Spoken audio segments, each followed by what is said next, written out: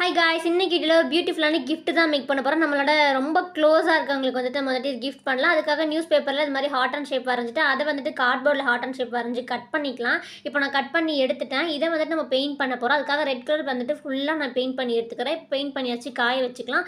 Next வந்துட்டு ஒரு round ஷேப்பில் பேப்பர் நம்ம வந்துட்டு கட் பண்ணி எடுத்துகிட்டு அதாவது ரெட் கலரில் ஒரு ஃப்ளவர் மேக் பண்ணிக்கலாம். அதே மாதிரி நிறைய ஃப்ளவர் வந்துட்டு மேக் பண்ணிவிட்டு அதை வந்துட்டு இது மாதிரி கார்ட்போர்டில் அந்த ஹார்ட்டில் வந்துட்டு ஃபுல்லாக அழகாக ஹார்ட் ஷேப்பில் வந்துட்டு ஒட்டிக்கலாம். இது வந்துட்டு ஃபுல் வீடியோ லிங்க் நான் கீழே கொடுக்குறேன். ரொம்பவே ஸ்லோவாக இருக்கும், எல்லாமே ஸ்லோவாக காமிச்சிருப்பேன்.